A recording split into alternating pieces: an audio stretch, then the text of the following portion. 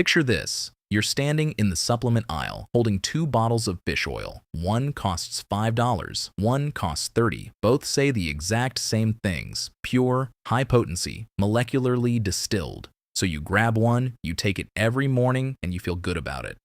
Here's the uncomfortable part. There's a real chance the oil inside that capsule went rancid before it ever reached your mouth, and the label is designed so you'd never know.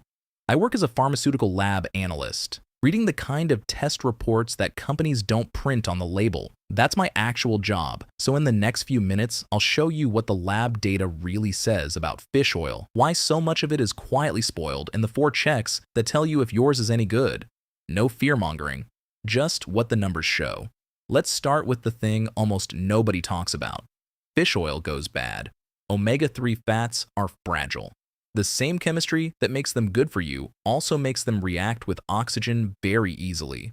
When that happens, the oil turns rancid. And this is not rare. In 2023, researchers at George Washington University tested 72 of the most popular omega-3 supplements sold in the United States. 45% of them tested positive for rancidity. Among the flavored ones, 68% were over the accepted oxidation limit. Studies in Canada, South Africa, and New Zealand found the same pattern. In some markets, more than 80% of products were over the line. So this is not one bad brand. It's an industry-wide quality problem. Now, here's the trick that should bother you. Fresh, high-quality fish oil has almost no smell and no fishy taste. So how does a company hide a rancid product? They flavor it. Lemon, orange, mint, that citrus freshness you taste. In a lot of products, it's covering up the smell of oxidation. That's also why the flavored products had the highest failure rates in the testing. The flavor masks the exact thing your nose evolved to warn you about. And the words on the front: pharmaceutical grade, molecularly distilled, ultra pure. None of those are regulated terms. A company can print them on anything. They tell you nothing about whether the oil is actually fresh. Let me be straight with you, because this is where most videos exaggerate. Is rancid fish oil going to poison you? Probably not. The research on whether oxidized fish oil actively harms your health is mixed. Some studies find a problem, others find none, and the industry's own organization argues the levels seen are not a safety risk. But here is what nobody disputes. Oxidized oil has lost some of the benefit you were paying for.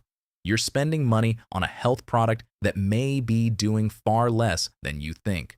At minimum, you were sold fresh and handed stale. There's a second thing the label won't tell you. What else is in the oil? Fish concentrate contaminants, mercury, and sometimes heavy metals like lead or cadmium.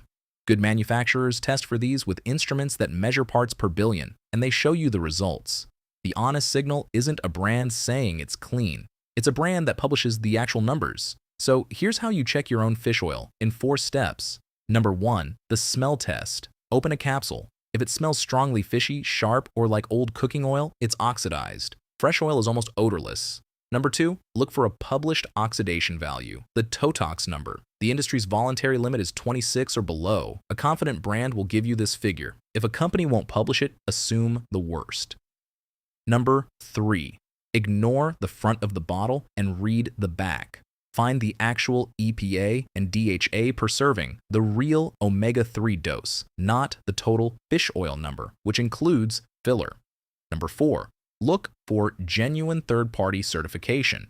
Names like IFOS, USP verified, or NSF. That means an outside lab checked it, not the company's marketing team.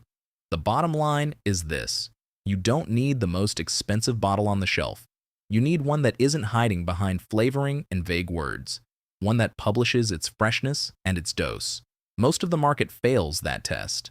A few brands pass it easily, and now you know how to tell them apart in about 30 seconds. I'm a lab analyst, and I read these reports for a living, so I'm going to keep doing this, one supplement at a time. Next, I'm breaking down creatine, what the data actually says, and which forms are worth your money after 50. If you want that, subscribe so it finds you. And if there's a supplement you want me to put under the microscope, tell me in the comments. I'll read the data, so you don't have to.